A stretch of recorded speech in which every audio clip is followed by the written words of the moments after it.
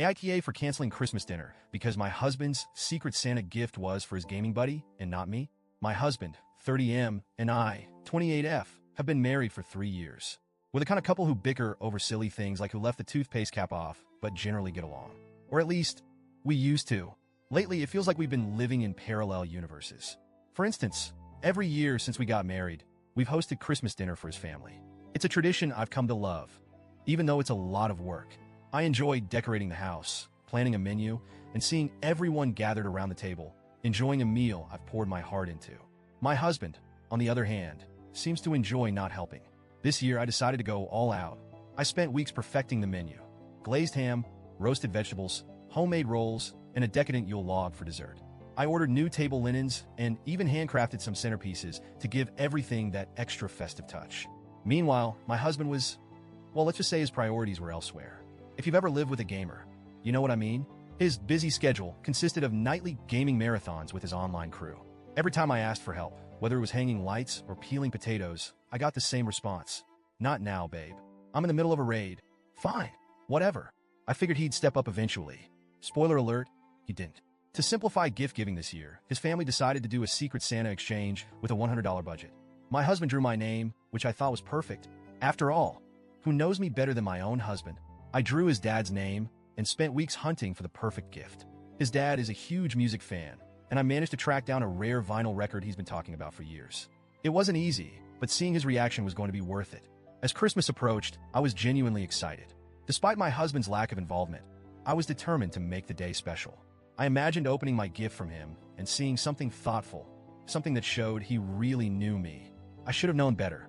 This morning, after spending hours in the kitchen prepping dinner, I decided to take a break and peek at the gifts under the tree. That's when I noticed a box addressed to the Warlord. If you're wondering who the Warlord is, join the club. He's one of my husband's online gaming buddies.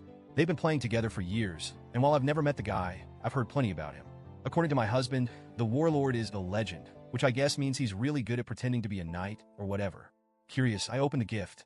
And yes, I know snooping isn't great, but at this point, I think you'll understand why I felt compelled to look. Inside was a custom-made gaming headset. Not just any headset, this thing was top of the line. Sleek, stylish, and engraved with the Warlord on the side. It must have cost at least $150. I stared at it, my stomach sinking. Surely this wasn't a Secret Santa gift for me. I checked the tag. It was addressed to the Warlord. That's when it hit me. My husband spent more time and money on a gift for his gaming buddy than on me, his wife. Heart-pounding, I found the gift he got for me. It was a small box with my name on it. Inside, a $20 candle. Not even a fancy candle. Just one of those generic, mass-produced ones with a label that read Cozy Winter Nights. I'm not even a candle person. I don't think I've ever felt so dismissed. I marched into the living room, holding the headset in one hand and the candle in the other. Care to explain this? I asked. He glanced at me, then back at his screen. What's the problem? The problem, I said, voice shaking, is that you spent more on your gaming buddy than on your wife. And not just more, thoughtfully more. This headset is engraved. Meanwhile, you got me a candle. A candle. He laughed. He actually laughed. Babe, it's just Secret Santa, he said. It's not a big deal. Besides, the Warlord and I have been gaming together for years. You wouldn't get it? That was his excuse. That was all he had to say. I stood there, stunned. The man who promised to love and cherish me couldn't even muster up an apology. Instead, he made me feel like I was the one overreacting. I walked back to the kitchen, my hands shaking with anger. I didn't know what else to do, so I started packing up the food.